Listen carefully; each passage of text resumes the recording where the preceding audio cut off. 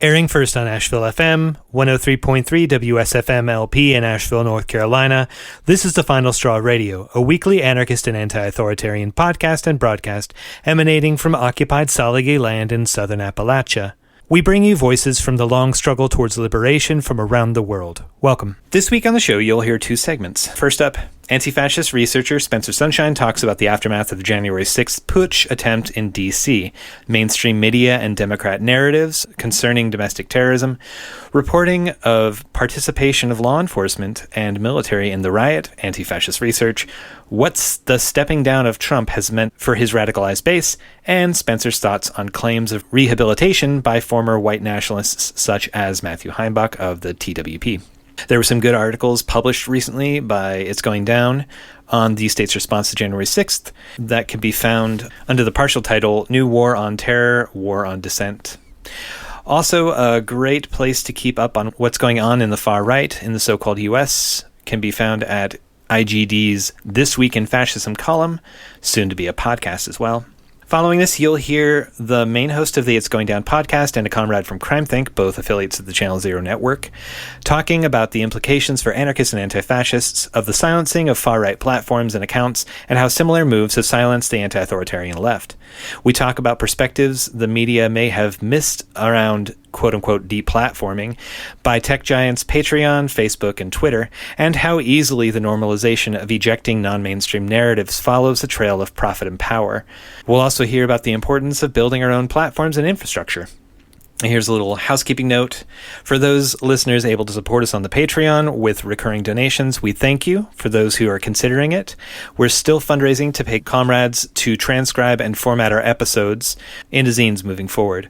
We started with January 2021 with a goal of each episode being transcribed, putting out weekly transcriptions for translations, searchability, access to non-oral learners and those with hearing difficulties, as well as making it easier to send these interviews into prisons where broadcasts and podcasts cannot reach. We are still $120 beyond our base goal for this. If you have some extra dough that you can send our way, it'd be much appreciated. We won't ever paywall any of our content, but for those who do donate at our Patreon level above $10, we'll send a monthly zine out either to you or to a prisoner based in the U.S. as curated by us, plus some one-time gifts. You can find other gifts up at our Patreon. You can find links to other ways you can contribute to us via PayPal, LiberaPay, or buying merch at our Big Cartel up at our website. Other ways you can support the project non-monetarily include sending us show ideas, giving us feedback, rating us on the podcasting apps, sharing us with your friends and your enemies, or talking to your local radio station and talking them into playing us on their airwaves. You can get in touch if you have more questions. And a few brief announcements. We have an announcement from the Fidencio Aldama Support Fund. They're raising funds for Fidencio Aldama, an indigenous Yaqui prisoner framed for murder and locked up in Ciudad Obregón, Sonora, Mexico, for his participation in the struggle against a gas pipeline. Fidencio has been in prison since October 2016, was railroaded through the courts, and is currently appealing his conviction. Support will be ongoing, but right now they need funds to get a copy of his case file to help pay for communication and potentially cover some of the legal fees. You can donate at PayPal by searching for Fidencio Libre, or you can get in touch with them at fidenciolibre@protonmail.com. And that's FIDENCIOLIBRE. A website with more information is forthcoming, but for now you can read more about the case on It's Going Down by searching his name. And finally, a quick update about Zinachtli, a.k.a. Alvaro Luna Hernandez. He's an anarchist communist Chicano political prisoner who's in the so-called U.S. state of Texas, who's been in for a number of years now. His supporters have put together a new website for him that can be found at freealvaro.net. He's got a bid for parole upcoming and could use some letters of support. There's more info at the website for that. And please check for updates on other political prisoners and how to support them in the monthly Prison Break column available at It's Going Down, which is curated and produced by the folks at Certain Days Calendars. Would you please introduce yourself with your name, preferred pronouns, and any affiliation that are relevant to this conversation? My name's Spencer Sunshine. He, him, and I have researched, written about, and counter-organized against the far right for about 15 years. So we're speaking in the days after January 20th, 2021, and I'm hoping that Spencer, who's made a name for reporting on far-right ideas and organizing from an anti-fascist perspective, could help break down a bit of what appears to be going on. The last 2 weeks in the U.S., the mainstream media has been filled with the squishy sound of liberal hand-wringing over the broken windows at the U.S. Capitol, as larger portions of the political and economic establishment have chosen to distance themselves from Trump's claims that the election was stolen. The media has reported on the far-right street movements that have been violently engaging not only portions of the population they consider enemies, such as the movement for Black Lives, or solidarity with immigrants movements, or anti-fascists and leftists more widely, but increasingly they've also been engaging physically with law enforcement. Can you talk about the framing that the mainstream media and the Democrat Party have been using as they rush to apply terms like insurrectionaries or terrorists to what took place on January 6th? It's a sort of good and bad thing. They've used a lot of language that perhaps doesn't reflect what I think went on the 6th. As you said, they've used, terrorists. They want to, it's a coup, attempted coup, insurrection, talked about the domestic terrorism, talked about the need to have new laws about their domestic terrorism. Along with some good things like a recognition that it's a violent and anti-democratic movement based on lies, right? Or conspiracy theories and propaganda. So there's good and bad things about how they've talked about them. Unfortunately, the worst thing is the way they're talking about them can easily be applied to the left too, and that's that's one of the real dangers at the moment. One element that surprised some of the folks is the swath of groups with competing ideologies that shared space and took action, some of which appeared to be coordinating. Like I've heard in reports in the media that Proud Boys are being accused of having used radios to coordinate certain specific stochastic activities at the Capitol. Kathleen Belew, who's the author of Bring the War Home, has talked about what happened on the 6th less as an unsuccessful coup attempt, but more as an inspirational flexing by the autonomous far right of their Overton window, a la the early acts in the Turner Diaries. Is this a helpful landmark, and can you talk about some of the tendencies and groups that are known to have engaged in a coordinated manner around the Capitol putsch? Well, with all due respect, I disagree with Kathleen Belew, as I do on many points with her. I believe this was more a crime of opportunity. And in a sense, the left would have done the same thing if there was a big angry demonstration of 5,000 people and they thought it might be able to storm the Capitol. I could see that happening. Of course, I could be wrong, and maybe she's right, but I think this is a high point for them. It's true that it was a bunch of disparate groups, but these disparate groups have been acting together under the same banner for quite a while, like really for the last 4 years. And at some point, the white nationalists are in or out of it. And there were some white nationalists there, the Groypers in particular, but not that many. There were organized groups. I mean, we will find out more. And so there's a lot of wild talk and speculation, and I'm hesitant about a lot of this stuff. So, we'll find out more how many people were acting in a coordinated fashion and what they were. Some Oath Keepers were just charged with this. I have no doubt that the Proud Boys were. I mean, they have a long time street experience and know how to act together as a group. It's unclear how the actual storming, how many of these people were important in it. And the groups of people driving deep into the Capitol. Most people have seen that scene where they're like trying to slam the door on a cop and the police are really not sure if they can hold the line against them. Like, how many organized actors were involved in that? I mean, I think we have to admit that most of the people who went in were not prepared to do this and were not in organized groups. I think that that's pretty clear. I don't think it's unusual that they're acting under the same banner. I think the important thing is largely this has been a more moderate group of people. The street actions and the militant street actions have tended towards the more ideological extreme groups. Charlottesville was fascists, and then it's been largely Proud Boys, and to some extent Patriot Prayer. And now this action, which is, an attack on liberal democracy, whatever we think of that, that's what it is, was done by more moderate political forces, and that's a really terrible sign.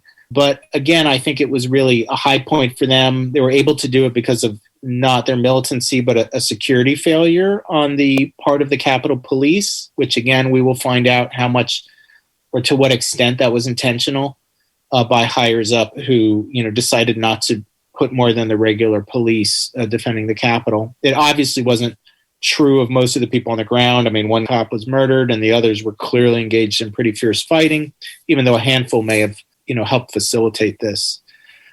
So that's my reading of what happened. I think it's wrong to call it a coup or an insurrection. If it was an attempted coup, Trump had his chance. They succeeded, right? He could have declared the dictatorship then and should have, and he certainly did not. So, I mean, I consider it a takeover or an attack, but mostly a crime of opportunity. I'm wondering if you could talk a little bit about like the off-duty law enforcement and military that participated alongside of civilian Trumpers, and with uniformed police in some instances allowing protesters to pass through blockades. Does this, I mean, this has been a long time policy. As long back as the Klans existed, they've had affiliations with the police. And I know that, back in the 60s and 70s and 80s, there's been a push to get more active white supremacists in law enforcement agencies. Does this give a glimpse into a shift in the success of the far-right organizing in those institutions, or is it just kind of more of the same and something that was actually advertised beforehand from the Oval Office? It's a little hard to say. So first off, the security forces being involved in far-right movements is something that happens globally. It's not special to the U.S. There's a huge problem with this in Germany right now. It's true there's been a lot of attempts at recruiting by far-right groups, current and former police and military. I think for real full-on white nationalists, they've drawn some. I think a lot more have been drawn to the Trumpist movement. And because this was more politically moderate, I would expect more cops and soldiers. Some of these people who are being reported as being arrested are retired, though. I think about half, I maybe shouldn't say, but a number of them that are being reported aren't current. And if you're retired, you are in a different position to take part in, further right political activity. And this is pretty common as people leave security forces to move further to the right or publicly express further right political views, maybe that they had before. Yeah, it's always a problem of the alignment between far-right forces and especially lower-level police. That's not new. I don't know how many really are in these groups. I think the numbers are wildly exaggerated by the groups themselves. Like the Oath Keepers say, they are specifically oriented towards recruiting current and former police, military, and first responders. But I kind of doubt that they have very many active people who from these backgrounds, who are currently serving, who are members of the organization. You can join that organization if you're just an everyday person. It's largely a paper tiger.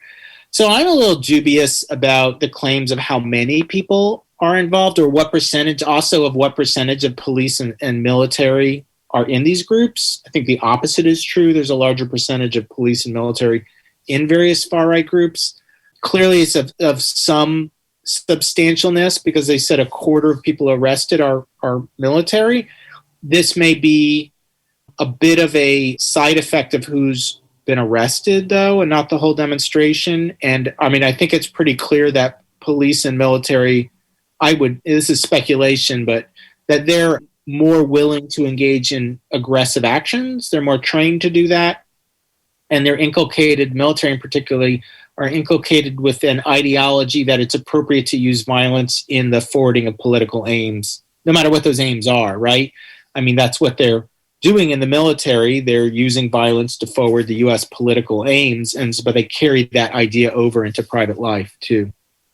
So since the 6th of January, and I'll quit harping on that day pretty soon, there's been a lot of chatter about the far right getting doxxed by Antifa as the state was building its cases against participants in that putsch. Do you know if there have been any anti-fascist researchers that have been actively feeding information to authorities, or if it's just the government doing its own work and hoovering up whatever OSINT from the public happens to be out there? Like DDO Secrets, for instance, has been hosting that trove of Parler content on Amazon servers and putting it out for free. So that's up for state or non-state actors to engage with. I wonder if you have anything to say if there are quote unquote anti-fascist researchers that are actively feeding information to the state, if you think that's a good idea or a bad idea or what. I don't know of and haven't heard of people who self-identify as part of the current anti-fascist movement who've done that. Now, of course, if, people out their local far-right activists as being there and show evidence, it is logical that the authorities would use that intelligence to arrest people. And that puts people in something of a bind, like, do you not, out this information in order to make sure they don't get arrested? So I think people have largely decided that they're going to put that information out there and people can do with it as they will, which has always been the case with doxing. I don't know how good the authorities are at finding stuff on their own. It seems like people who are outed first and then arrested. I think what's interesting is a lot of liberals have decided to suddenly do this work, and they're doing the bulk. I would guess they're doing the bulk of the doxing or outing. And they have no qualms about this, and they're definitely feeding information to the FBI. I would guess what you describe is coming mostly from them. So as the centrists consolidate power in the national government, and the FBI has been knocking on doors and arresting members of the far right, and also some anti-fascist and black liberation activists across the country. For instance, one of the bigwigs in the New African Black Panther Party was visited by FBI in New Jersey recently, and a former YPG volunteer who does community defense work in Tallahassee, Florida, was arrested after posting on social media that people should go and oppose any far-right armed presence on the 20th. But Biden's denunciation of anarchists throughout the uprising rings in my ears. Does this signal Democrats engaging more actively in a three-way fight? And what do you think that that'll mean for those of us anti-authoritarian lefts? Could this be like a way to Trojan horse in a domestic terrorism claim against anti-fascists that Trump wasn't able to get through, alongside of the building up or ramping up of like quote unquote black identity extremist pushes that his administration was making? I don't think the way that Trump addressed the Antifa movement is going to be carried on by the Biden administration. I mean, a lot of things Trump said just didn't make any sense, like the domestic terrorism designation, because there isn't one. It's true right now that they're trying to introduce new laws about domestic terrorism, which is ridiculous even from a liberal perspective, because there's plenty of laws on the books to do that, as we've seen over and over again used against the left. It's clear that any crackdown on quote-unquote domestic terrorism is going to at least peripherally affect the left. There's many reasons for this. There's going to be, Biden really wants to reach across the aisle to the Republicans, and he's going to want to throw them at least a little bit of raw meat, so they'll make some arrests, even if it pales in comparison to the far right. Also, once FBI agents, this is a real problem, when they make busts and convictions, it's good for their career. And as they run out of far-right activists, they'll want to produce more, find more terrorists. And if they can't do that, produce more terrorists. And that will ultimately turn their attention to the left and black liberation movements and such.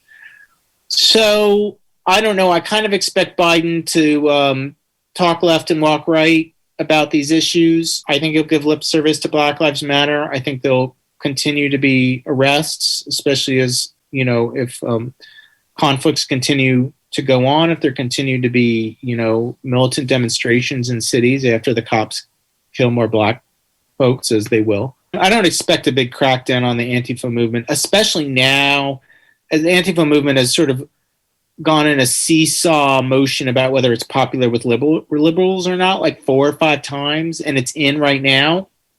And unless something really dramatic happens, I think it's going to kind of stay that way, that after the Capitol takeover, liberals and centrists sort of have understood in some way that something should have been done about these street forces. And the Antifa movement is the only thing to inherit the mantle of having done something about them.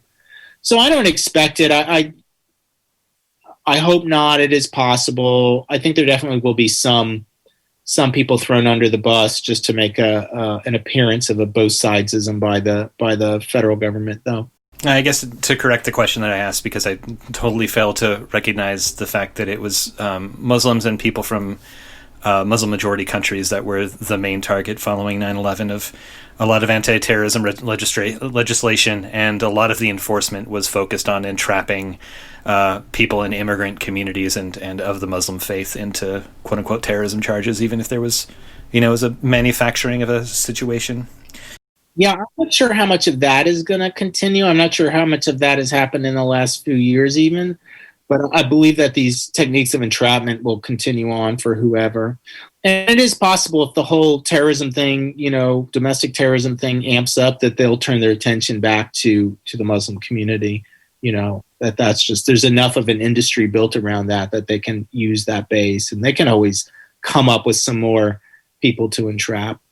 So we were promised on January 20th that we would see a day of massive right-wing protest at state capitals around the country as well as in D.C. Obviously, D.C. was totally locked down and militarized pretty tightly. What do you think contributed to the relative quiet of the days since the 6th?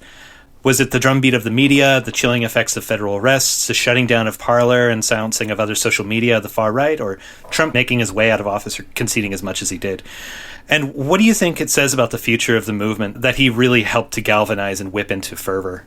Well, I think Trump conceding really deflated them, right? They were inflated by this idea that he was going to fight, to the bitter end or on. And QAnon even had their last ditch theory was all the military, the National Guard was in DC because Trump was finally going to arrest the Satanist pedophiles, and that was what the military was actually there for. But I think in general, his concession deflated them. I think the massive turning of public opinion against them, including by, non-Trumpist Republicans, really chastised them, and they realized that was a bad move. That was really bad PR to do that, and to repeat that on a state level, with state capitals, was only going to further delegitimize them. I think, as I said before, their success was a failure of the security forces, and I think statewide, once the government decides it's not going to allow militant political action, they can control that situation. And that was definitely what was going to happen, in various state capitals. I don't know how much the move towards other platforms really motivated that. You can always get the word out. So that I don't think was an important factor. I think people are biding their time. Biting, not that didn't have that, but I'll really remember that one. Biding their time about what the next move is, but I think their movement's going to shatter. It's going to have, necessarily shatter. It's going to have a bunch of schisms. There's going to be a fight for the soul of the Republican Party, and the non-Trumpists are going to try to take it back, and they're going to be on good ground to say Trump lost, and so you don't have a popular ideology. And then, of course, some people are going to, move out of the movement towards a more radical position and a more anti-current. Some people say anti-state. I think this is the wrong thing. Anti-current, U.S. government position and anti-police position, and we will see more brawls with police and more turning against even the moderate Republicans than is already there. So there'll be a splinter amongst the Trumpist street forces that way. Between the back the blue people and those becoming more and more radical, in the way that neo-Nazis, long ago decided to, they sort of moved back towards the center about this, but, in the 80s decided that they were going to take a revolutionary position and the police and the federal government were their enemies. Kind of on that line, I was wondering, so in the last couple of years, we've seen the dissolution, the disappearance to some degree of visibility, at least around groups like RAM or The Base or Atomwaffen Division. And I'm sure that, there definitely were some arrests, but I'm sure not everyone just gave up on the ideology. Where do you think that those folks are putting their energy now? Do you have any speculation on that? That's a good question. By 2018, the fascist groups involved in the alt-right pretty much collapsed. As Richard Spencer's speaking tour got shut down and the Traditionalist Worker Party fell apart in the night of the wrong wives. And that was really kind of the end of that being such a big and growing movement. And then the feds decided to smash Atomwaffen in the base after the El Paso massacre. They finally were like, all right, well, this is a problem. And that, when they want to disrupt a network, they can really do it. And so they, have arrested most of those people. And that's put the more radical, and militant's the wrong word, the pro-terrorism part of the, neo-Nazi and related milieu, has shattered it, really. So, the biggest group now, this was something that a lot of people overlooked, but American Identity Movement dissolved the day before the election, who were one of the two big remaining white nationalist, fascist groups. And they seem to have entered the Groyper movement, which is the real living, I think, part that's come out of the white nationalists. It's almost white nationalists because I believe they do allow in people of color, but run by white nationalists, part of the remaining part of the alt-right. And they have done an entryist move to try to move the Trumpist base to the right. And they were, of course, present on the 6th. They had flags. They were present as a bloc. So that's the main thrust of things. I think people maybe who were involved in 2016, 2018, I think a lot of them have probably given up being politically active. New people especially tend to cycle through. Activists who are really active, often cycle through in 18 months, a year. James Mason actually calls it the 18-month syndrome, which I like. And there's a similar thing on the left where a lot of people get involved in these mass movements and then burn out pretty quickly, although some of them will remain. But I don't know. It is actually a good question of where a lot of these people went. Some have, the groups of people, the people who run the former groups, who help people leave, who are ex-white nationalists and help people leave, have said there's more and more people coming to them and coming through them. So it's clear a chunk of people and then others won't go to the groups. So it's clear a chunk of people have been leaving the movement for the last couple of years. Well, that's good news. I wonder if you could talk a little bit more about the Groyper movement, because I've definitely seen it come up, and in recent couple of years I've sort of let my research lax personally. But I know Nick Fuentes is a name that comes up frequently with that. But so they identify ideologically as fascist and are entryists into the Republican Party. Is that a fair description? I don't know whether they identify as fascist or not. They're definitely trying to downplay that. I think they are. And they originally were trying to enter the Republican Party very openly and take positions in local GOPs.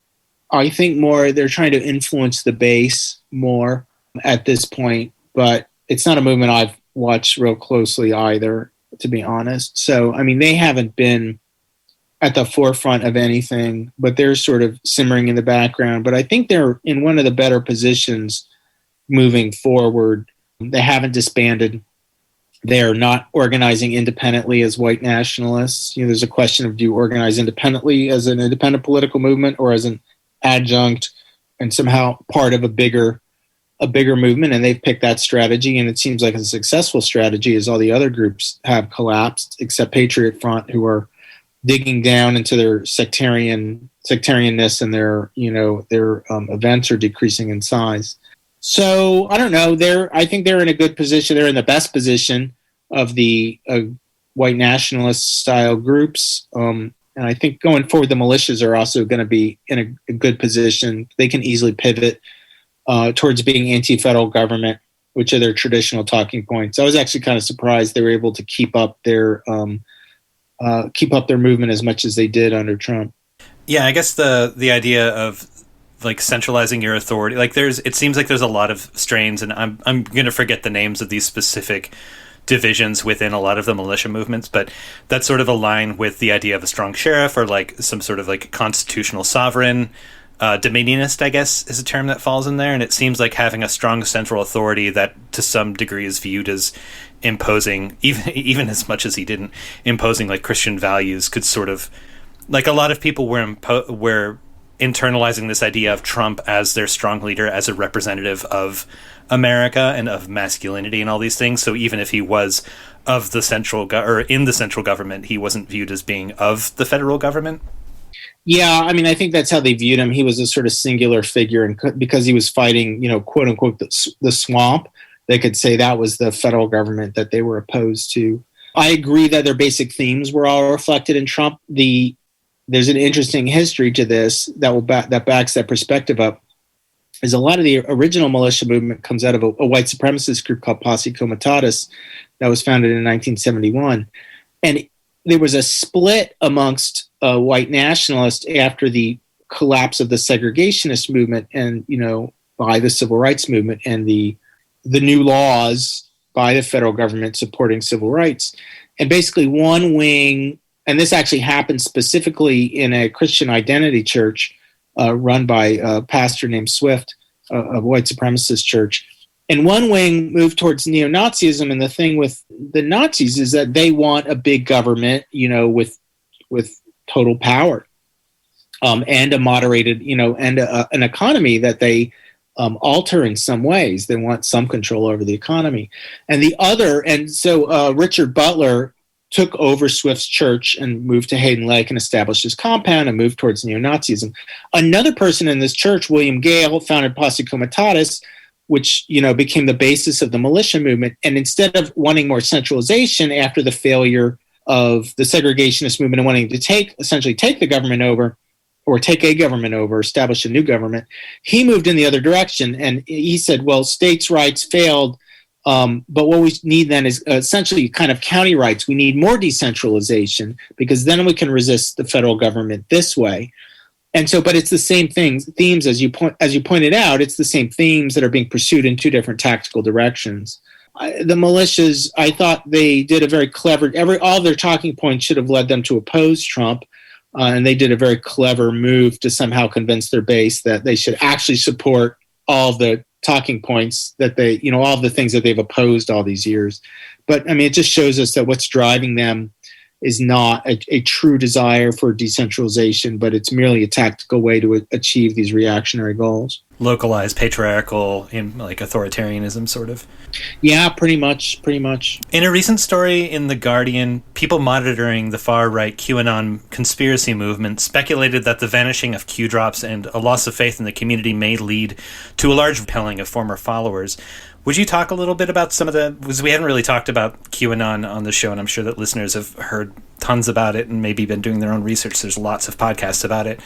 But would you talk about the anti-Semitic roots of conspiracy theories like QAnon and efforts by white nationalist movements to draw them in? Yeah, I think they're being black-pilled. They're already red-pilled, right? Because that's like Trumpists. So now there's a real fear a lot of them will move further into sort of fascist circles. And some of them will. I mean, I'm hesitant to say the majority of them will, but even if a few do, that can be a significant gain for fascists in the United States. Most conspiracy theories have a relationship to anti-Semitism. Either they're sort of washed out, de-anti-Semitized versions of conspiracy theories where they emerge from them, keep the same structure, often keep the same targets, but sort of remove being explicit that they're being targeted because they're Jewish. Soros is a great example of this, right? Where as it's become more popular, it's become unspecific that he's Jewish, and people will even say, well, that doesn't matter. But the whole conspiracy theory was a traditional anti-Semitic conspiracy theory, and it was specified, that he was Jewish, and that's why he was being targeted. And once you get into these conspiracy circles, they move around, and they I always see it as a shell game, so you have three shells, and one of them is anti-Semitism, one is a sort of washed out anti-Semitism, and one of them is just something else. And the coin or whatever, the shells are constantly moving around, and you have to guess which one it's underneath. And so just as people get in these discussion circles, there's all kinds of cross-pollination, and part of that cross-pollination will be anti-Semitism, because that has created so many conspiracy theories originated as anti-Semitic conspiracy theories. This idea of the global one world government, which became the New World Order, was anti-Semitic. All the stuff about the Federal Reserve and was formed as an anti-Semitic conspiracy theory. Cultural Marxism, Soros, the list goes on. And once you get into conspiracy theories, it's a narrative. It's actually a pretty standardized narrative that's been around a couple hundred years. And once you believe in that narrative, which is a fact-free narrative, nothing stops you from moving into, bigoted territory, right? You've already become disattached from facts and reality, and you're already playing around in a fantasy world and often switching around who's the agent of a conspiracy. So at some point, the Jews or specific Jews will become the target of the conspiracy theory, and you're not epistemologically grounded. You're not grounded in your sense of what you accept to resist this anymore. Not for most people. Occasionally for Jews, we'll draw a line, and a few other people at the Jews being named, but sometimes you even get Jewish people who embrace these conspiracy theories. So I guess on a separate and final note, Matthew Heimbach has been repackaging himself as a former white nationalist. I didn't know if you had any thoughts about his instance in particular, but I'd be curious on your thoughts of how we as an anti-fascist movement can assess supposed terms from white nationalism and people who are drawn to the limelight, and what time maybe should pass and what reparations would look like to prove that someone has actually moved away in more than just words from the activities. Like, do you have perspectives on when it makes sense to judge that someone has left the far right and can be listened to for useful perspectives? Yeah, I do. I've spent a long time talking to formers, and I sort of helped someone who had already left the movement. He had just left, navigate this process over a year or two. I think it takes people a couple years. A lot of this has been introduced by a group called Light Upon Light, that's run by a, quote unquote, former Islamist who attracted a bunch of quote unquote former Nazis. The problem is the group has allowed people to keep what are more moderate far-right views, Islamophobic views, anti-Antifa views. And normally, farmers or groups of farmers, make people go through a process, make them make amends, and expect them to, embrace some sort of equality for all, right? At the very least, they don't have to become left-wingers. But, embrace civil rights and equality for all and part of the repudiation. And Light Upon Light did not do that. Jeff Shoup, who came out of the National Socialist movement almost overnight, became a former who was speaking out. And while I do believe he in particular has honestly left white nationalism, I don't think he's gone through this process. And then his friend Heimbach, again, suddenly in a matter of months declared himself a former white nationalist. And he, I don't believe at all by his statements, has left it in his heart. And now he's left Light Upon Light and moved back further to the right. And I just don't believe that he has. I think people should take a couple years and go through a process. They need to confront why they were attracted to this movement. They need to publicly talk about the damage they did, and they need to make amends. And, I think this is not an instant process, and anyone who does this in 6 months or even a year, I wouldn't necessarily trust. Now, that doesn't mean I don't trust them that they've left the movement in a sense of disattaching themselves from those networks and stuff.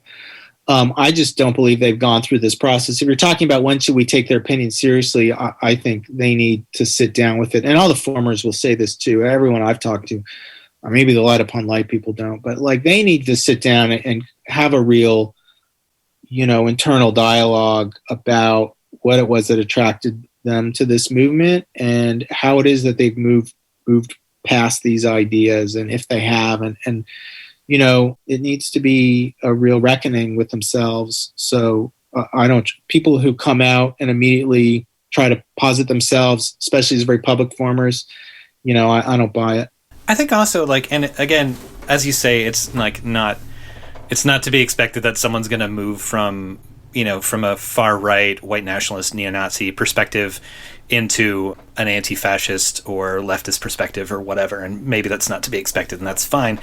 But Heimbach in particular is an individual who has been trying to hold and build a space that would draw this third position, and so he's already had a long time working through ideas of how do I appeal to people on the left, how do I use language that will appeal to people who are left of center, how do I draw on narratives of identity politics and equality, a quote unquote right-wing multiculturalism, you could almost say.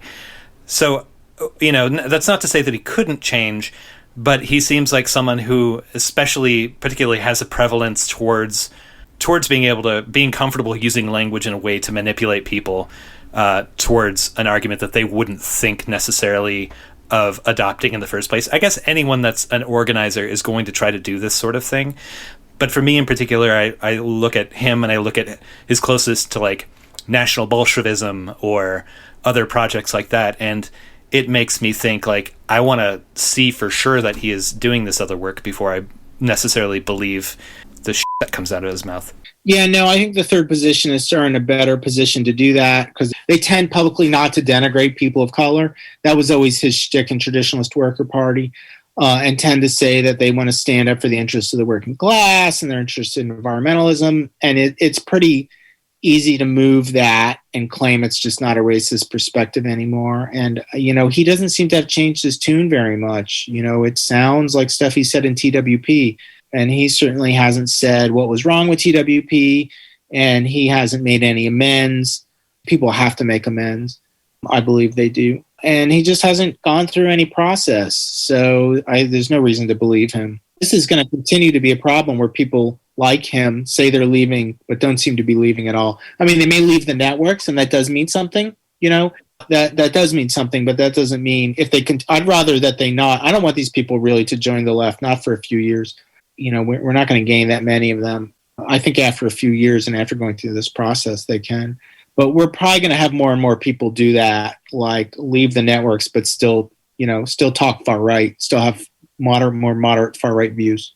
Well, I was hoping that you could maybe tell us a bit about where people can find your writing, the publications that you've put out, for instance, 40 Ways to Fight Fascists, Street Legal Tactics for Community Activists. Where can people follow your stuff, and how can they support you on Patreon? So 40 Ways to Fight Fascists, Street Legal Tactics for Community Activists is a guide I did with Pop Mob, the Popular Mobilization, a group in Portland, Oregon, that's helped bring people to the demonstrations out there. Does what it says on the tin. It offers 40 things that are legal, actions you can take to combat fascists and the violent far right. A lot of options in there for people who can't get out on the streets for whatever reason, if they're physically disabled, or they have to take care of their families, or they're elderly, or whichever they are. That's available for free on my website. It's spencersunshine.com. This is /40 ways, FORTYWAYS. There's printable PDFs there. I encourage people to print them out themselves and distribute them in their area. My other writings are all available on my website, spencersunshine.com. Almost all of them are free. If you want to follow me on Twitter, it's where I'm most active, Transform6789. On Facebook and Instagram. If you like funny anti-far right memes, follow my Instagram. And of course, I'm an independent, researcher and a writer. I used to work for a think tank, and I have left them, and I don't have any organizational support. So if you'd like to throw me a few clams, I'm on Patreon, just at Spencer Sunshine. That's awesome. Is there anything else that I didn't ask about that you want to mention? Yeah, sure. I think it's a Pandora's box about what's going to happen for the next year. I think people need to be very aware and stay active for the next year. And I think, the anti-fascist movement and monitors, who don't identify with that term, it goes up and down in reflection of the growth of the far right. And I think what happened last time, because I caught the big bulb of the 80s and 90s, and then it went down, and then it came back up 2016, 17. And during that time, almost all the structures collapsed, that people need to make a plan, and some people need to make a commitment for having a longer term structure that stays in place in the way, for example, they have in Germany and such, because it takes a while to get moving. And that's a bad thing, because that means the fascist and other movements will move first, and we'll have to play catch up. And we want to try to prevent that situation from happening again. And I think that one thing when people think about anti-fascism in the US is we don't necessarily have a positive vision towards it. We maybe think or talk about people confronting in the street or doing the ongoing research, which is very helpful for communities to keep themselves safe, maybe training. But I think that there's groups like, for instance, Pop Mob, that you wrote that piece with, that are doing above ground discussions and work around other things that include anti-fascism. So maybe this is also a good time for people to find their own positive anti-fascist projects to engage with. Yeah, I think there needs to be, like Pop Mob does, a lot of grassroots, open grassroots and legal organizing. Also, that can sustain for a longer period of time. That isn't connected to the militant anti-fascist stuff. That turns too many people off, and it's not always the best way to deal with some of these problems. And if we want to reach a broader group of people, there needs to be a different kind of organizing. It can have the label of everyday anti-fascist, which is what Pop Mob uses, or it can have another label. I take the position that it doesn't matter. You're doing, it's almost sometimes called the work. You're doing work against the far right or you're not. So we want to make the work accessible to people. And that can include really positive things. I think people should do, and I cover some of this in 40 Ways, a lot of educational work. This is done in Germany and other places where the anti-fascist movement is much broader. One of the things I like is memorial events where people have been killed by the far right, or there's been historic massacres, to sort of keep this on people's minds in the community about what the stakes of this are, and just that this is a political movement that comes and goes in America. And, you can have reading groups or other things and understand that this is a movement that's really part of American life. There's been fascists, there's been Nazis in the United States since the 1920s. We're, coming up, I think 1922 was the first Nazi cell. We're coming up on 100 years of Nazism in America.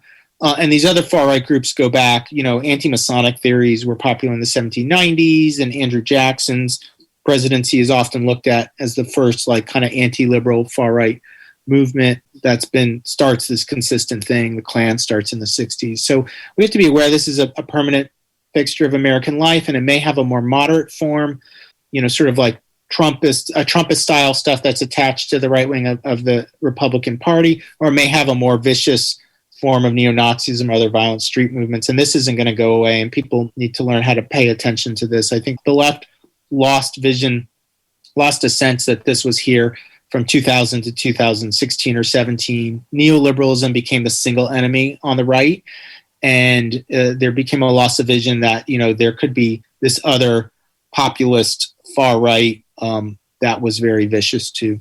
Thank you so much, Spencer. Thanks for having me on the show. The Final Straw is a proud member of the Channel Zero network of anarchist podcasts, and here is a jingle from another member of CZN. Hey everybody, my name's Eamon, and I'm the host of a show on the Channel Zero network called Radical People. And wouldn't you know it, we're going into the 3rd season. It's a monthly show, so it's really not hard to get extra seasons. But anyway, basically, it's a show in which I interview people who are involved in direct action or direct action campaigns, past or present, and we hear their great stories. Anyway, it's on the Channel Zero network, it's on iTunes, and I'm sure at this point you know how to find a podcast. Radical People. Check it out. Would you please introduce yourselves as you see fit and whatever projects you affiliate with for the purpose of this chat? For the purpose of this conversation, I'm just a participant in the Crime Think Ex-Workers Collective associated projects. I work on itsgoingdown.org, which is a news media platform and podcast and radio show, along with Crime Think and The Final Straw at the Channel Zero Anarchist Podcast Network. Bwah, bwah, bwah. Meow, meow, meow, meow. So since the right-wing riot in D.C. on January 6th, many of the larger social media platforms have begun purging accounts affiliated with far-right groups and tendencies present at the Capitol, and big data has been deplatforming apps like Parler. Can you all maybe talk about what you've seen with this and how you think it bodes for anti-authoritarian projects on the left that challenge the state? I'll start off. I think one thing to point out is that there's a narrative that this is like deplatforming, censorship. I mean, obviously, we can point out that this is coming from private companies, not the state. I mean, the First Amendment is supposed to stop the state from censoring speech and people's ideas. It doesn't have anything to do with private companies.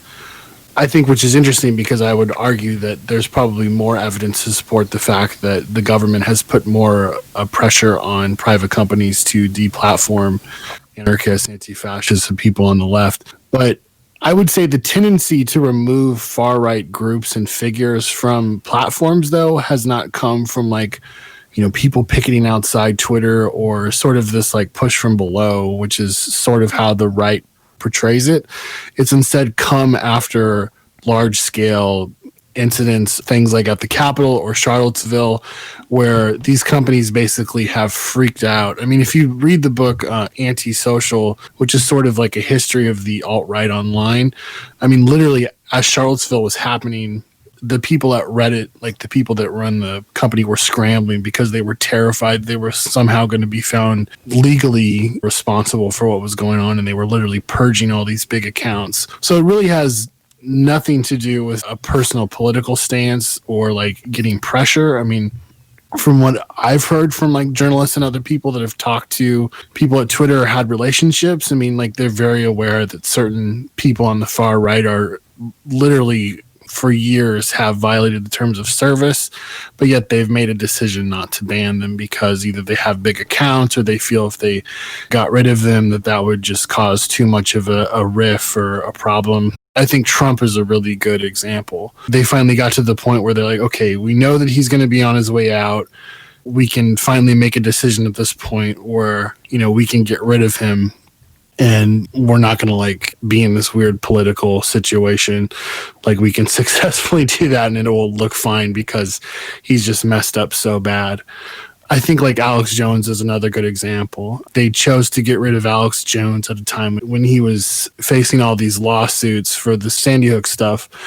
So, they made a good decision to take him off because if they would have allowed him to continue, they might have been held legally responsible. So I think that we have to remember that these corporations usually are taking these moves to remove stuff because they don't want to be held legally responsible.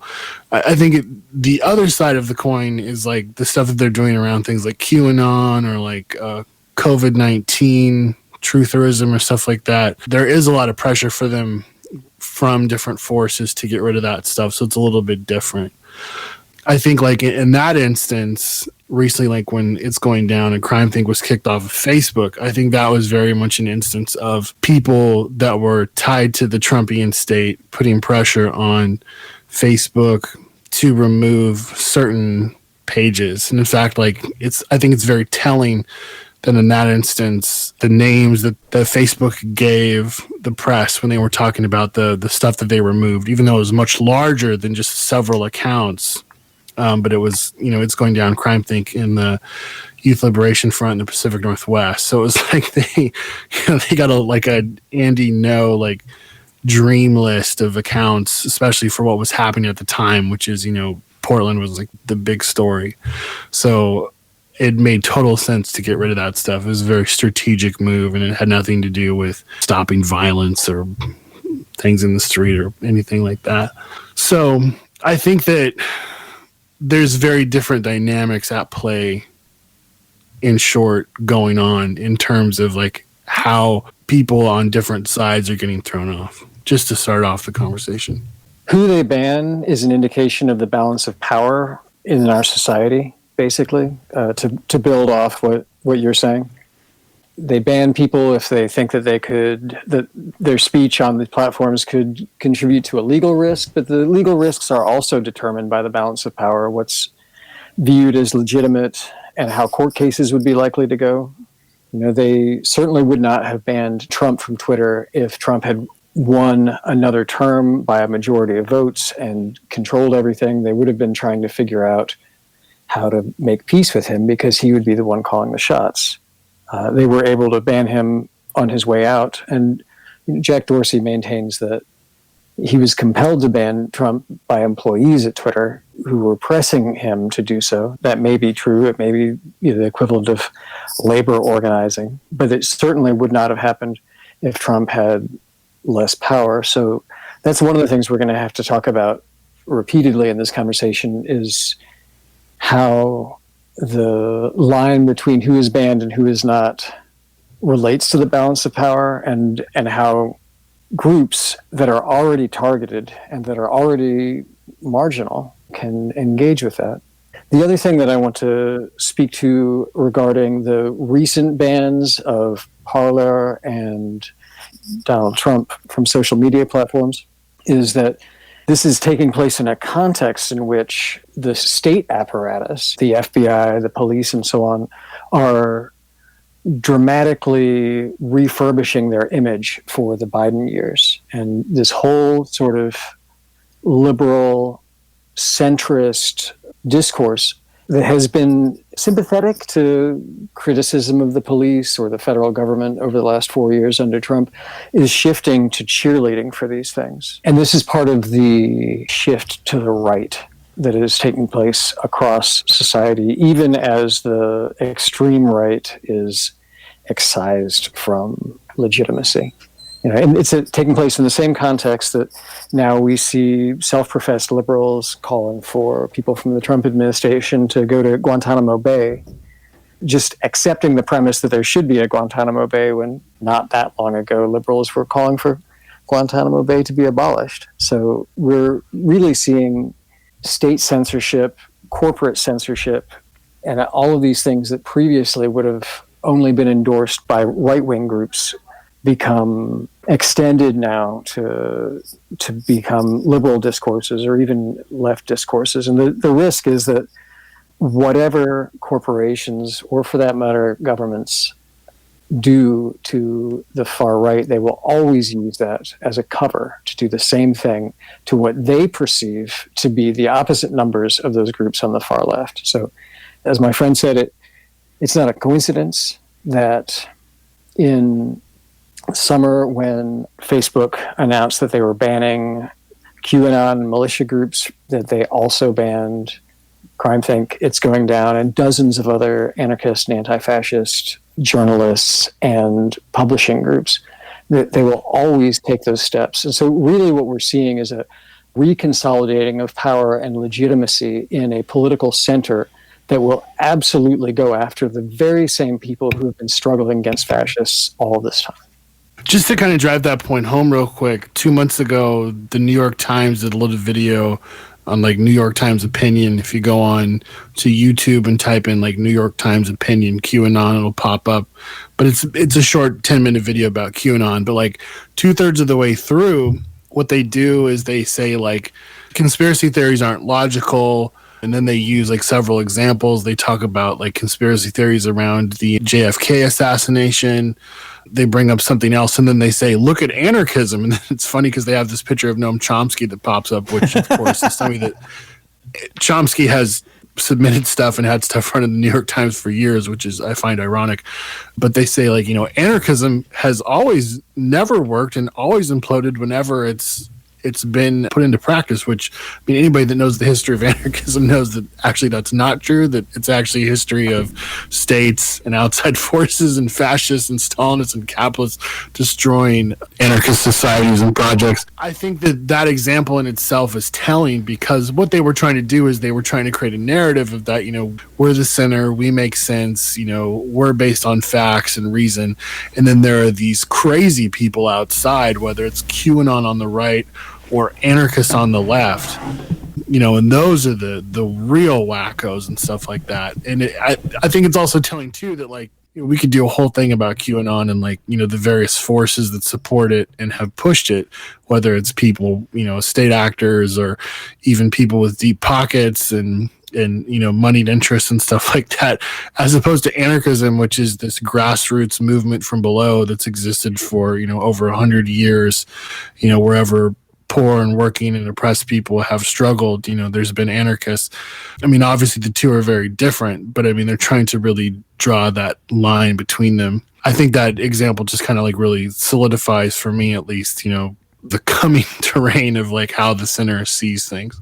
Right. In a phrase, narrow the Overton window. They're not saying get rid of the far right because they kill people. They're saying narrow the Overton window, consolidate the legitimacy of the center, and emphasize the illegitimacy of the other groups. Yeah, and I think that's why, going forward, it's going to be important to push back, in terms of what we're talking about here, but also in terms of any attempt by the state to enact new, quote, domestic terrorism laws that really are going to come back on us much more hard than anything on the far right. I mean, the state has more than enough tools to arrest everybody that's already going online and say like, yes, we will commit the crimes today, and here's my address, and here's what I plan to do, and here's my 5 buddies I'm talking on Discord about it with. I mean, they're very apt to go after those people if they choose to do so. What they've chose to do over the past 5 years or so, as we've seen an ascendancy of social movements, is instead what they've chose to do is double down and focus on Black Lives Matter, who they've labeled Black identity extremists. We know that there's a, quote, iron fist program that the FBI has developed. This has been documented by outlets like The Intercept, which, like COINTELPRO, they've only described in documents as a program to disrupt, the Black liberation movement. We know through Fusion Center documents, like police and FBI and Homeland Security agents are looking at things like InfoWars as like legitimate sources. If you look at things like the Blue Leaks, some of the stuff that's coming out of that is just incredible, like FBI agents believing that anti-fascists are being paid by Bitcoin through ads on Craigslist to go to protests. I mean, it's just batshit. But obviously the state has made a decision over the past couple of years to, surprise, surprise, go after autonomous, anti-capitalist, anti-colonial, anti-racist movements from below, as opposed to looking at the burgeoning far-right threat. And now it's outside their door. Now it's actually at the point where it's starting to disrupt state power and cause, Democratic senators and House representatives to go into hiding at the Capitol. Now they want to paint it as this big issue where, they've been killing us for years and stacking up corpses, but now they want to paint it as an issue that, has to be dealt with. Well, the whole thing was run by Mad Dog Chomsky, as they say, the whole riot at the Capitol on the 6th. Well, I mean, kind of pulling back, you've both made the point that the experiences that you've had around getting pushed off of social media platforms or fundraising platforms as years before with Submedia and IGD off of Patreon has been an effort by private corporations measuring the balance of power and maybe the proclivities of the people that run those specific platforms in some instances, but oftentimes worrying about how it's going to look to their stockholders and kicking off anti-authoritarian, leftist, and anarchist projects from those sites and those platforms. Can you talk about a little bit about what the impact has been on your projects during that and sort of how you dealt with that? Well, we were fortunate in that people responded immediately to the news that we'd been kicked off Facebook when we were kicked off over the summer. There was actually a groundswell of support. I don't think that was about our specific projects, Crime Think, Gets Going Down, and the other projects that were kicked off, so much as it was a spreading awareness that rather than banning groups according to what risk they pose, groups are being banned for political reasons. And that this is a concern that is going to affect more and more people. I think it's probable that the eventual endpoint of this trajectory is that it will be very difficult to talk about anything except centrist politics on these platforms at all. So when we were kicked off Facebook, there's this open letter that thousands of people signed supporting us and directing attention to the situation. It didn't really impact us that much. Even the groups that we know that were not kicked off Facebook were negatively impacted by the Facebook algorithms after this. So I think if we had not been kicked off, it would not have been very much different results in the long run. We're still seeing the same amounts of traffic to our website. Maybe we'd be seeing more if we hadn't been kicked off. So I think it's really an issue of what is legitimized. If they make it seem socially acceptable to ban people on the basis of their anarchist beliefs from being able to communicate on these platforms, that is a step towards being able to legitimize other measures targeting people. And certainly when it happened, we were concerned because we were like, well, if you're going to raid a village, first you cut off the electricity to that village, and diminishing our ability to communicate about what's happening to anarchists and other activists against white supremacy and government state oppression is one of the steps that you would have to take to be able to increase the ways that people are targeted. And when we talk about the push now to invest more resources in the state, those resources are being put directly in the hands of the same sort of people who did the Capitol building occupation. So we can be sure that there's going to be more repression in the future. But we've been fortunate in the dying days of the Trump administration, there was not the political will to carry that out. It's possible that there still will not be, but we will have to do a lot of organizing that doesn't depend on platforms like Facebook and Instagram to be able to maintain the ties with people necessary to weather the kind of repression that we can expect to see under the Biden administration. Yeah, a couple of things. I mean, the thing with Patreon was so funny because originally far right, I believe it was Greg Johnson and that whole kind of crew, which is interestingly enough tied to Matt Gaetz in Florida. But I mean, they had launched a campaign to try to get IGD kicked off of Patreon. And originally somebody from Patreon responded like, well, actually, we think it's really important that, anti-fascists have, their work supported and stuff like that. To which they were like, oh, my God, how could they do that? But when Lauren Southern was then kicked off after she was engaged with a group of white nationalists trying to block and putting the lives of migrants in the Mediterranean Sea in danger because they wanted to create clickbait media for, YouTube and stuff like that. They were basically forced to do this kind of pound of flesh thing where they, had to kick something off, and people like Tim Pool lobbied them to have It's Going Down removed. I think it's important also to point out that, like in the example of Facebook, before they even kicked off It's Going Down and CrimeThink, they really drastically changed the algorithms and the way that pages work. They also made it harder to get like certain news sources. I mean, this affected like the entire news media industry, and like anybody creating like alternative media was like severely impacted. I mean, this impacted everybody from Newsweek down to Democracy Now! To Us and stuff like that.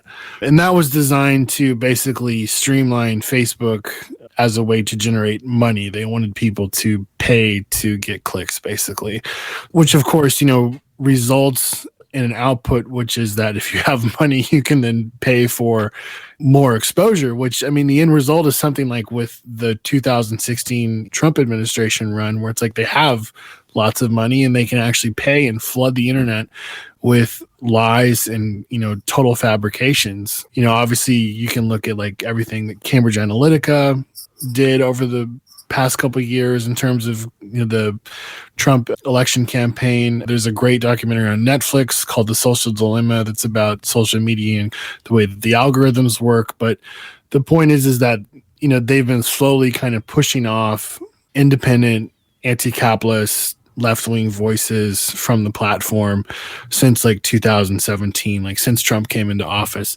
And I think that like if you look at the breakdown of the most traffic sites that basically are on Facebook, like the websites that are, news based, they get the most clicks. It's like the Daily Caller, the Daily Wire, Breitbart. It's like generally right wing or very far right Trump aligned websites. So, I mean, that's what basically Facebook has become. It's become an echo chamber of boomers talking about Syrian refugees coming to kill them and kick their puppies and stuff like that. I mean, it's no surprise then that when the pandemic hit, you saw literally like a hundreds and hundreds % increase in QAnon and COVID conspiracies and stuff like that.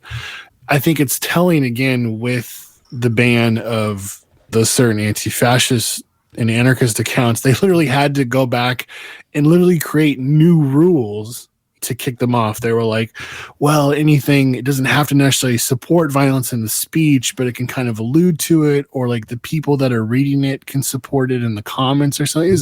It was, so vague that literally like anything, they could potentially kick off. But of course, it's just like when police pass a new law against, dumpster diving or like people smoking outside or, the homeless people on a bench or something like that. I mean, it's not necessarily that they're going to enforce it all the time, but it gives the police that tool to selectively enforce it, whenever they want to. So it's an invasive instrument which they can use to attack people whenever they want to. It's been building. I mean, the commons of the internet, if you will, has been becoming more and more policed, and obviously ideas that attack the status quo, especially that are critical of the state, critical of white supremacy, critical of capital, they've been going after. So it makes me wonder, like, and our project does to some degree engage with social media and tries to spread our message through it. I fucking hate it personally. But considering all of the downsides to working with social media, considering that there are all these algorithms that you have to constantly try to figure out how to work around, considering getting deplatformed all the time, considering the fact that so many of these social media platforms frequently hand over information or allow backdoors into law enforcement to surveil extremists, quote unquote, in whatever shade you find them, whether it be the far right or anarchists or autonomists or what have you. How do you all fall on the line of, are we promoting continued use of these platforms by engaging in them? How much are we giving clickbait to law enforcement who follows, who clicks on what? And how much are we actually reaching new audiences, or are we drawing audiences away from these platforms while still engaging with it? Some of us were talking with people from Submedia about this because they were proposing that we should organize a campaign to have anarchists withdraw from Facebook, for example. And coming out of those conversations, I spoke with some comrades overseas. In some parts of the world, anarchist projects still rely chiefly on Facebook. The occupied social center, Rog, that was just evicted today in Ljubljana in Slovenia, the statement about the eviction is on Facebook. That's where you have to go if you want to see it. And I said, if we were to make a concerted push to have anarchists withdraw from at least the most compromised social media platforms that involve the most surveillance, how do we do that in a way that doesn't mean that we lose contact with groups like yours that depend on Facebook chiefly? And they made the reasonable argument that the anarchists in their community already are in touch with each other, already communicate with each other through platforms like Signal. But the thing is that they have to be in touch with people outside of their community in order to have the reach that they need to be able to put into effect their ambitious projects to actually change society. And that's why people maintain presences for radical projects on social media platforms, including Facebook and Instagram, despite all the compromises. For us as anarchists, I think the challenge is always to be in this world, but not of it. To take action in a social context when the terrain itself is against us. As anarchists, we're always fighting not only our adversaries, but against the terrain itself. We're trying to transform it into something that fosters horizontality, even as it surveils us, even as it rewards those who have the money to buy the kind of media exposure that they need, even as it structures the distribution of information according to existing power disparities. So I think you should never use a tool for the purposes it was designed for in a capitalist society, but at the same time, I don't think that always means that the best thing is for us to just refuse unilaterally to use these tools, because for good or for ill, human discourse has largely been fitted to these structures now. And the question is more how to subvert them than how to refuse them entirely. I think that we should evaluate the effectiveness of our interventions on corporate social media platforms according to how efficiently and they move people from those platforms to more secure and more reliable formats for engagement. Does your tweet just result in 1,000 likes, or does it actually compel people to form affinity groups and reading groups and to do in-person organizing? These are the sort of questions we need to be asking. The process of determining who will be banned from social media is also the process of establishing what the social consensus will be. I mentioned earlier that it's determined by the existing balance of power, but it's not just the result of pre-existing conditions, it also gives rise to conditions. And when it comes to this process of establishing social consensus, what is and is not acceptable, we have to be in that conversation. And actually, we've made a lot of progress over the last couple of years in helping to shape widespread notions of what is legitimate and what is illegitimate. That many people now are critical of police, are open to the idea that the entire justice system or the state apparatus, the capitalist system need to be deconstructed, that our society needs to be reorganized. And we have to establish access to all of these people to be able to have the conversations that need to unfold. We just should never trust that the platforms that we're using, the ones that we didn't build, we should never trust that they will do the work for us or that they exist to fulfill our goals. Yeah, I mean, I think the question that you're asking is a big one, and I think we should be definitely talking about it. I think that, there are alternatives being built. Right now there are servers that are on Mastodon that are creating basically an alternative to Twitter.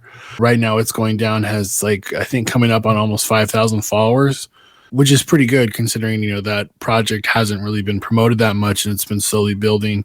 But there's a growing community of people there, not only building kind of alternative social media infrastructure, but joining and following, being part of the discussion. What have we gained from like being on social media? I mean, the fact that, like, for instance, like, you know, the Washington Post is like quoting various Youth Liberation Front collectives across the country about certain things happening, or like quoting various tweets from it's going down. I think what's happened is that, you know, as anarchists have become part of the story, you know, our voices then have been harder to basically remove from the conversation.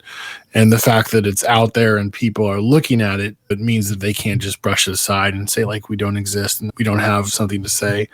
On the other hand, that means that as soon as, you know, those voices are gone, or they're taken off, or they're taken away, or even, you know, if a corporation can come in and say like, oh, these people were naughty and they said bad things and like they're promoting violence, I mean, somebody can turn around and quote that and run with that.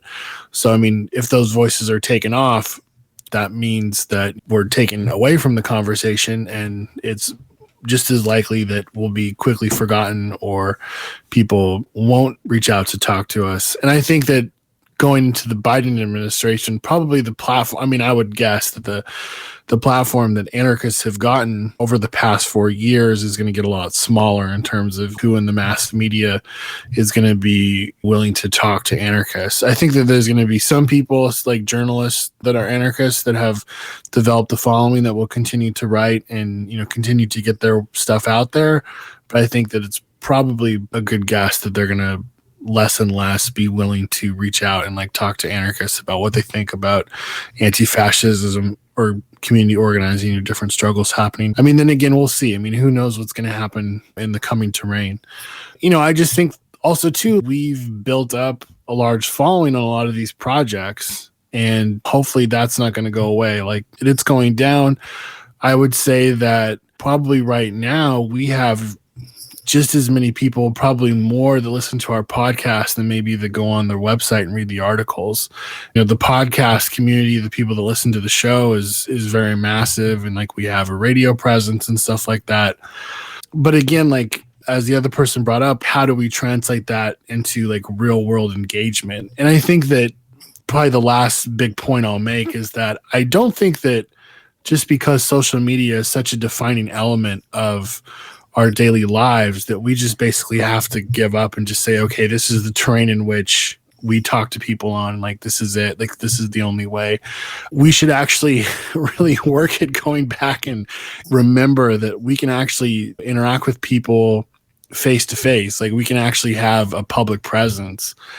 I think like getting back to being really good at that and doing that well, and, you know, having posters up, having flyers, like tabling regularly outside, producing publications, running physical spaces. I mean, we do all that stuff and we do it pretty well. And the fact that we have this network of infrastructure, like imagine if the alt-right had the same amount of physical stuff that the anarchist and autonomous movements have. I mean, it'd be terrifying, you know? Like in some cities, there's multiple spaces. The one great thing about social media is that, I mean, if you put something out and it goes very far, or if you're speaking to something that's happening, I mean, you have the opportunity to reach other people in the public that are already involved in the anarchist conversation or projects and stuff like that.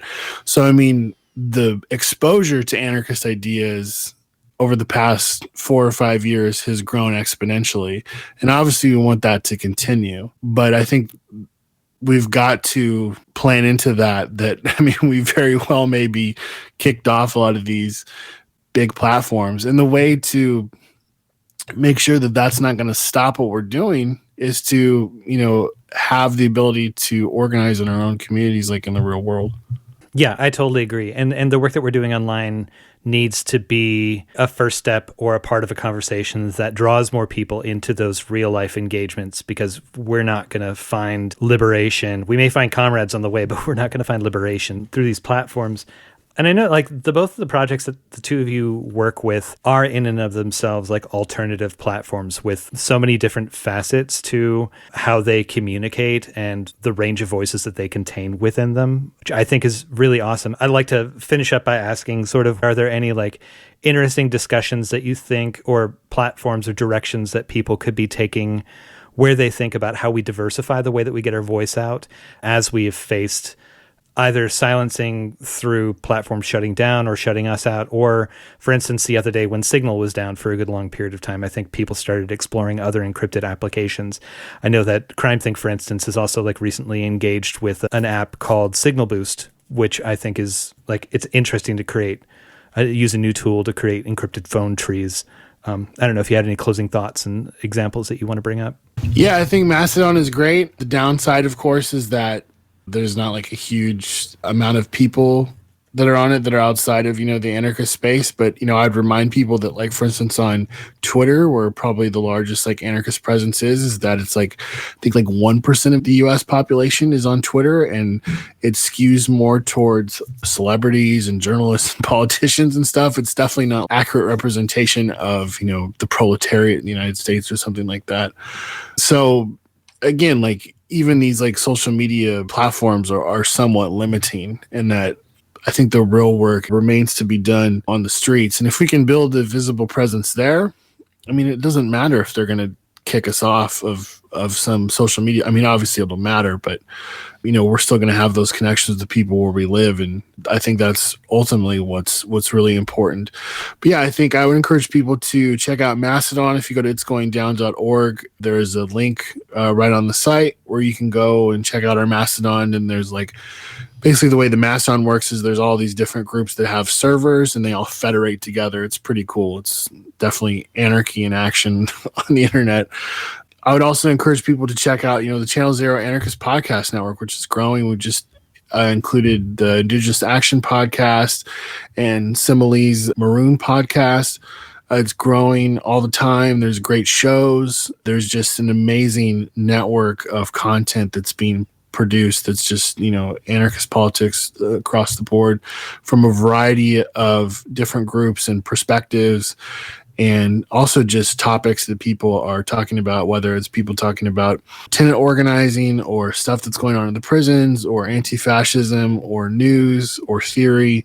There's a whole breadth of stuff that's going on that people are covering. Just to conclude, from our perspective as an anarchist collective that's now more than a quarter of a century old, we preceded the social media era. When we got started, we were mailing each other packages of raw materials to make zines basically via cut and paste. And we were talking to each other from payphones, and the different kinds of media platforms that we've had to use to communicate have shifted dramatically since the mid-1990s.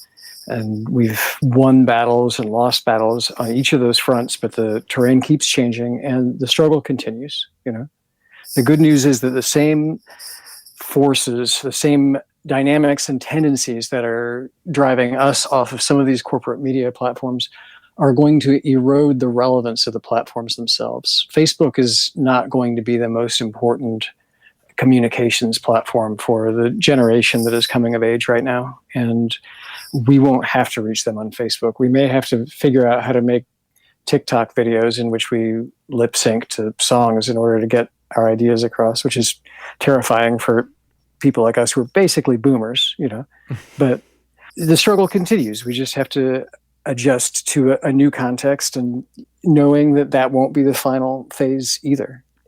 Throughout all of this, as my comment said, the engagement in the real world, IRL, on the streets, is going to be one of the most important things. Even if they ban us from every platform, if there are stickers, if there are posters up in public, if there are dramatic actions that speak for themselves, other people are going to report on those, and the word will get out there.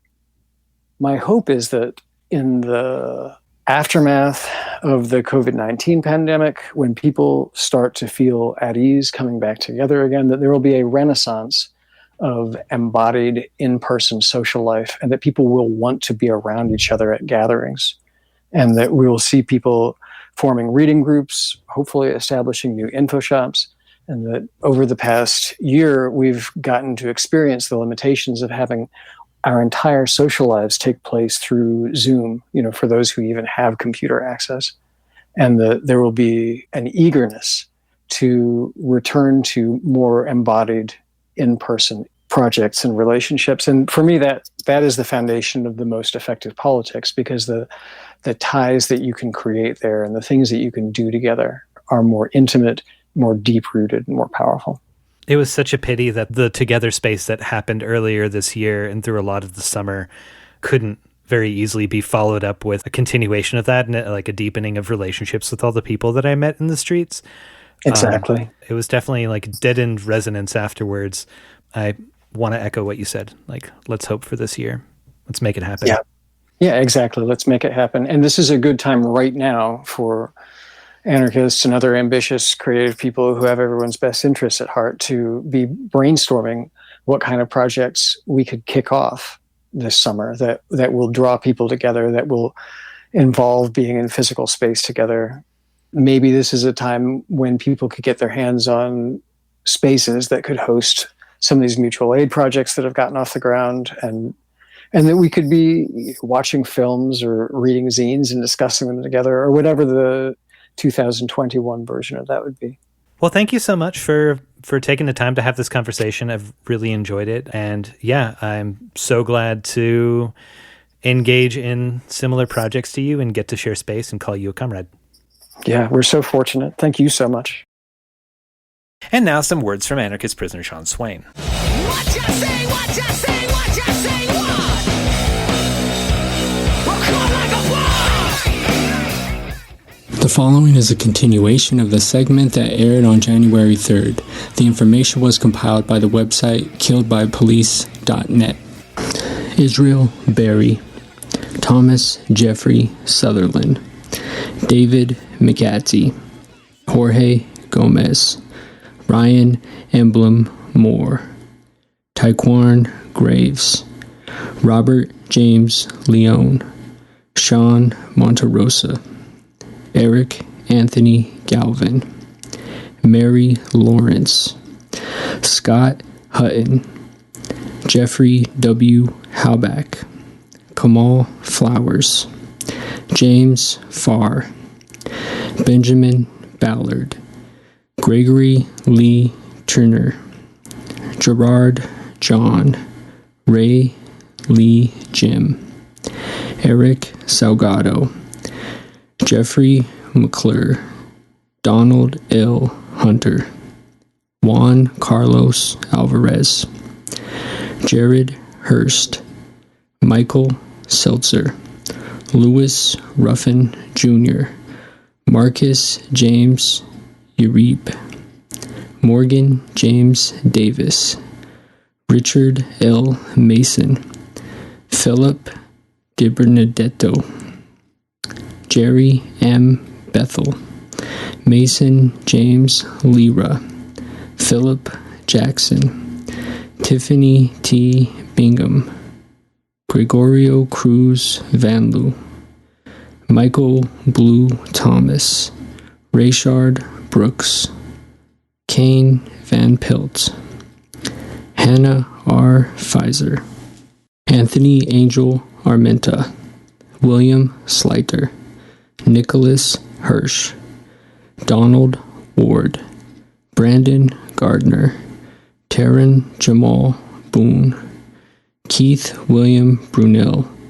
Troy Willie, Isaiah Parna, Jack Harry, David Lee Jacobs, Kellen Fortune, Buddy Edward Weeks, Andres Guardado, Henry Barnes Jr., Cody W. Cook, Michael Christopher Torres, Brandeis Code.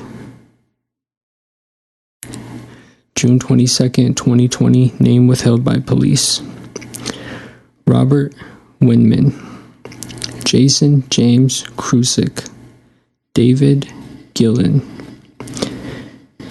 June 22nd, 2020, name withheld by police. Chaz Haley, Matthew L. Fox, Kevin Pulido. June 24th, 2020, name withheld by police. Skylar Young, June 24th, 2020, name withheld by police. Robert DeLon Harris, Sebastian S. Noel, Julie Colin, Rashid Matthew Mormon, Martin Humberto Sanchez Frigoso, Aaron Wesley Killer, Benjamin Paul Brooks, Elias LaRue Keaton, Bonnie Joe Figueroa Ortiz, Leonardo Hurtado Ibarra, Michael Pelly, Louis Lane, James Tober Sr., John Parks, Brittany S. Tegrub, Wade Russell Meisberger, Nick Cosalas, Kevin Lee Catlett, Lance Bowman, Wade Protus Phillips. July 1st, 2020, name withheld by police, Jason Noble Snow. July 2nd, 2020, name withheld by police, Kevin O. Ruffin, Kai Johnson, Doug Diamond, Axel Perez, Rodney Liverine House, James J. Porter Garcia. July 4th, name withheld by police, Taylor Christian Warner, aka Tyler Warner. July 5th, 2020, name withheld by police, Eric Gilmore, Joey Hoffman, Joseph W. Denton, William Wade Burgess III, Paul Eugene Armstrong. July 7th, 2020, name withheld by police, Carlos Beres, Adam Lucas Carroll, Errol Johnson, Malik Canty, Eduardo Martinez. July 9th, 2020, name withheld by police, Richard Lewis Price, Kevin Michael Norton, Hakeem Littleton, Canavis Duan Glass, Daniel Mathison, Michael Joseph Culbertson, Antonio Manisanone, Tarina Nicole Thurman, Marcos Reyes, Rodney Morrison, Vincent DeMario Truitt, Arlon Caleb Schultz. You can write to Sean Swain at his latest address at Sean Swain, number 2015638, Buckingham Correctional, P.O. Box 430, Dillwyn, Virginia, 23936. You can find his past writings, recordings of his audio segments, and updates on his case at seanswain.org, or now follow him on Twitter at @SwainRocks. Big thanks to Chris Steele, aka Time, host of the Time Talks podcast on Channel Zero Network, for this week's reading. This is The Final Straw, and I'm Bursa Goodness. This show will later be archived at thefinalstrawradio.noblogs.org, and you can email us with questions and suggestions at thefinalstrawradio@riseup.net or thefinalstrawradio@protonmail.com. If you'd like to use any episode for your project or radio show, feel free to do so. Just send us an email to let us know. If you care to, you can send us letters at The Final Straw Radio, P.O. Box 6004, Asheville, North Carolina, 28816. This show is brought to you by Firestorm Books and Coffee. Located at 610 Haywood Road, Firestorm Books and Coffee is a worker-owned co-op in Asheville specializing in offbeat, underground, and independent literature. You can find a catalog of Firestorm's books and zines, plus a full calendar of events up at their website, firestorm.coop.